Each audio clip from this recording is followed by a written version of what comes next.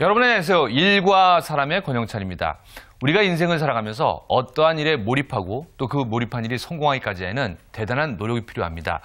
내가 진정으로 원하는 분야에서 자신의 능력을 한계까지 발휘하고 그 한계를 넓혀가는 것이 바로 중요한 것 같습니다. 오늘 일과 사람은요, 우리 젊은 소설가 한 분을 모셨는데요. 이분은 자신의 한계에 부딪히고 항상 뛰어넘으려고 노력하신 분입니다. 우리 소설가 소재헌님 나오셨습니다. 안녕하세요. 반갑습니다.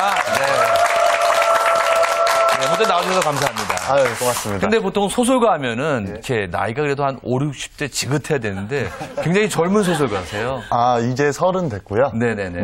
내년이면 이제 30대 접어들게 됐습니다. 네, 아유, 축하드립니다. 반갑습니다. 네, 우리 뭐 소설가 소재헌 씨는 저는 뭐 굉장한 팬입니다. 그 영화 비스티 보이즈의 원작 소설인 나는 템플이었다의 저자로 더 유명합니다. 요즘, 갑자기 막 소리가 커지는데요. 요즘 근황에 대해서 좀. 요즘은 한센병 어르신들 돕기에 앞장서고 있고요. 네. 지금 아동 성범죄 지킴이로서 아이들에 대한 그 안전을 위해서 많이 활동을 하고 있습니다. 네. 뭐, 지금 젊은 분으로서 오히려 뭐, 다양한 사회적인 활동에 또 참여해서 되게 감사함을 느끼는데, 근데 첫 작품, 나는 템플이었다. 사실은 이게 또 영화되고 또 베스트셀러가 됐잖아요. 근데 이게 몇 살 때 쓰신 소설입니까? 처음 초고는 22살 때 나왔었어요. 네네네네. 그런데 22살 때 나온 이후에 지금 26살 때 첫 데뷔를 하게 된 거죠. 그러니까 네네네. 26살 때 이제 독자들에게 이야. 선보일 수가 있었습니다. 정말 대단한 생각이 드는 게 저는 그때 그 시절 뭐 했는지 모르겠습니다. 근데 사실은 그 젊은 분이 그런 일에 관심을 갖고 또 그런 소설을 쓰기는 사실은 쉽지 않은 게 사실은 그게 인생 여러 경험을 해야지 나올 수 있는 소설인데요. 네. 어떻게 그러한 소설로 접근하게 됐습니까?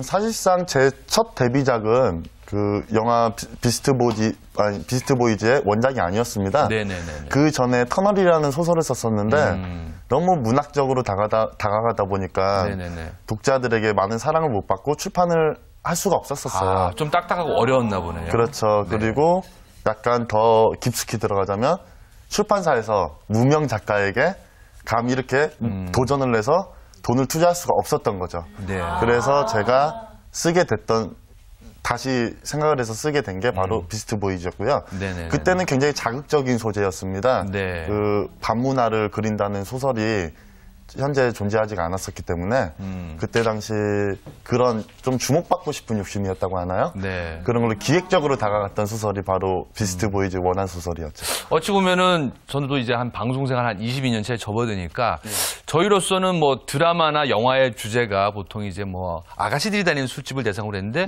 그 남자 호스트들이 다니는 술집을 배경으로 했잖아요. 그게 최초였습니다. 네네. 제 소설이.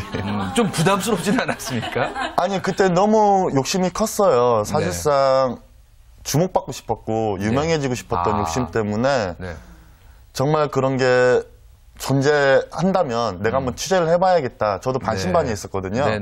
근데 정말 존재를 하는 세상이 있더라고요. 그래서 제가 그 세상에 직접 들어서 취재를 하고 다시 글을 써서 이렇게 출판을 하게 된 거죠. 네. 꼭 뵈면은 좀 물어보고 싶었던 게 많은 소설을 쓰시는 분이 뭐 시인도 그렇지만서도 내 경험을 반영하시다는 이야기를 많이 하시잖아요.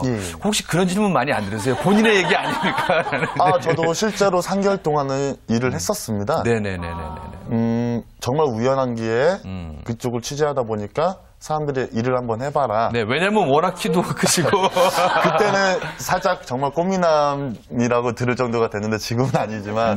그래서 그때 당시는 직접 일을 해보고 그 경험을 바탕으로 한번 집필을 한번 도전을 해봤었죠. 그럼 이제 우리 소설가의 어린 시절 좀 얘기를 해봐야 될 것 같은데 고향은 어디십니까? 아, 저는 전라북도 익산에서 태어났고요. 네네네네.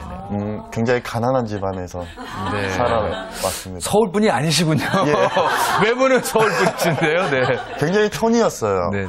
그 한센병이라고 그 어르신들이 사시는 그 동네에서 제가 태어나가지고 지금까지 살아왔었죠.